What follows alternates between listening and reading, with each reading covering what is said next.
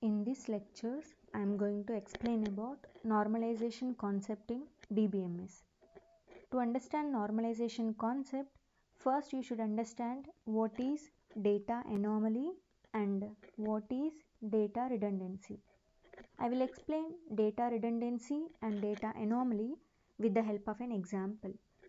Let us assume that a computer institute is maintaining the students' information as well as courses information in a single table like this. Each record in this table will give you the complete information about a particular student. For example, if you observe the first record will give you the complete information about the student Rupa. Here her course ID is 111, course name is C language, course fees is 1000 and her grade is A.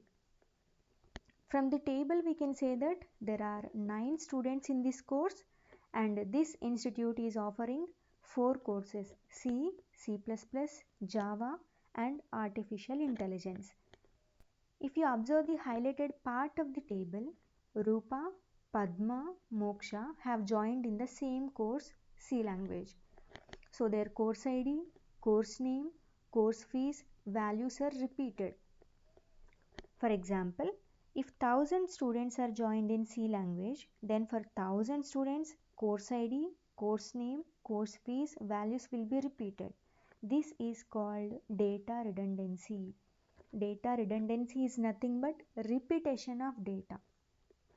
When there is a data redundancy, then we will face problems while performing the operations like insertion, updation and deletion.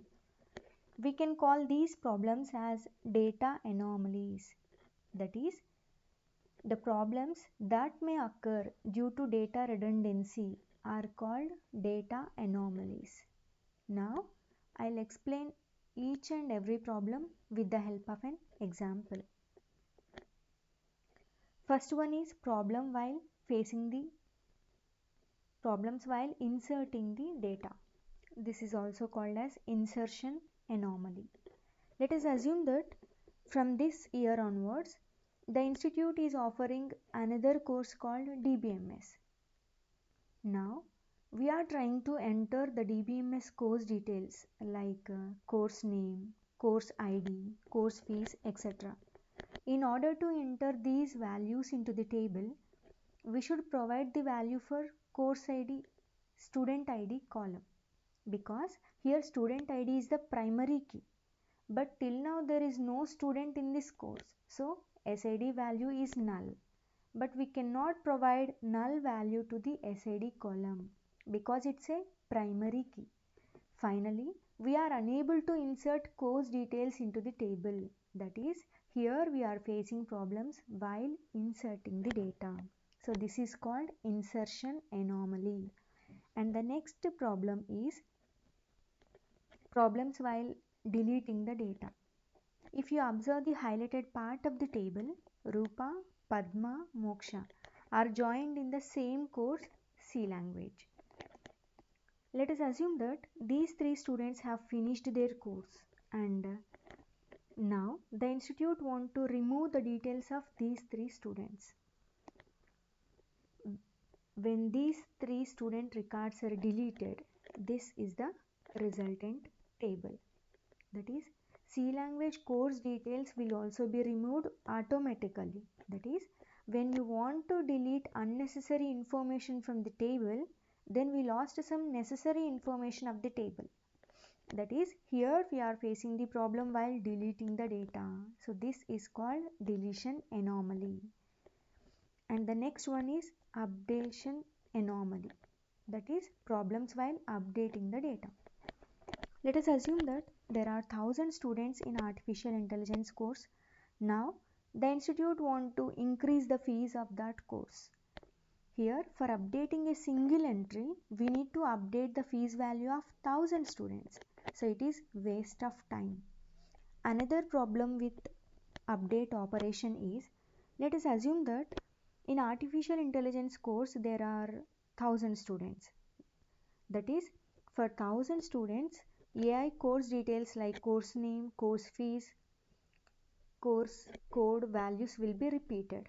Now, the institute want to change the fees of the artificial intelligence course to 10,000. By mistake, if you change fees value as 10,000 at one place and if you forget to change the fees value at another place, then we have two answers for artificial intelligence course fees. This is called data inconsistency. So, this problem is called updation anomaly. Now, I'll explain the definition of normalization with the help of an example. Let us assume that the name of the first table is institute and the name of second table is student and the name of third table is course.